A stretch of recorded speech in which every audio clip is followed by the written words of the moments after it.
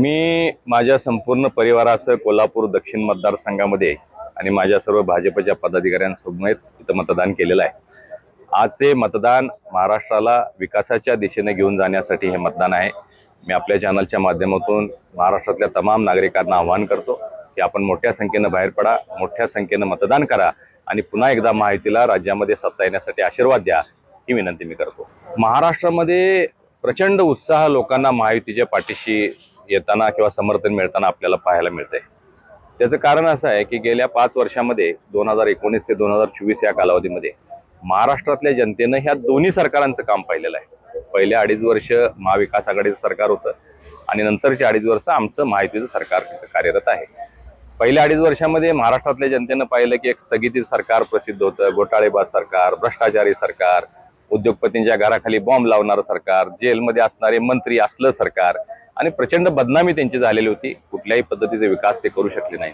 परंतु अलीकडच्या 2.5 वर्षाच्या काळामध्ये आपण पाहिलं आमचे नेते सन्माननीय मुख्यमंत्री एकनाथरावजी शिंदे, उपमुख्यमंत्री फडणवीसजी आणि अजितदादा या तिघांनी महाराष्ट्राला देशात नंबर 1 आणण्यामध्ये ते यशस्वी झालेले आहेत। इन्फ्रास्ट्रक्चर डेव्हलपमेंटमध्ये आपण देशात 1 नंबरला आहोत, FDI आणण्यामध्ये आपण देशात 1 नंबरमध्ये आहोत। त्याचबरोबर वैयक्तिक लाभ किंवा लोक कल्याणकारी योजनांमध्ये सुद्धा महाराष्ट्र आता देशात अव्वल झालेला आहे। मुख्यमंत्री लाडकी बहीण योजना, लाडका भाऊ योजना, 3 सिलेंडरची योजना, मुलींना मोफत शिक्षण, शेतकऱ्यांना 7.5 HP पर्यंत वीज बिल माफ, शेतकऱ्यांची कर्जमाफी, शेतकऱ्यांना 6,000 रुपये खात्यावर, म्हणजे सर्वसमावेशक लोकांना, शेतकरी असू देत, युवा असू देत, महिला असू देत, ज्येष्ठ नागरिकांसाठी अनेक कल्याणकारी योजना आणल्यामुळं हे सरकार खूप लोकप्रिय झालेलं आहे।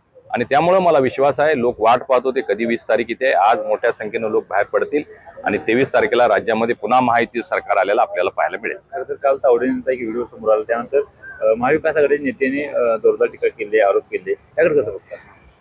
तावडेजी आमचे राष्ट्रीय महासचिव आहेत, मोठे नेते आहेत। ते अशा पद्धतीचं कृत्य करू शकतील का हे एवढं सुद्धा विचार न करण्याएवढी महाविकास आघाडीचे नेते झालेले आहेत।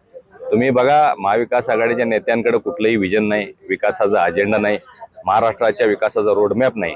त्यामुळे अशा पद्धतीचे काहीतरी कृतीतून काही समर्थन लोकांचं मिळते का असा केविलवाना प्रयत्न त्यांचा चाललेला आहे। त्यामध्ये त्यांना यश येणार नाही।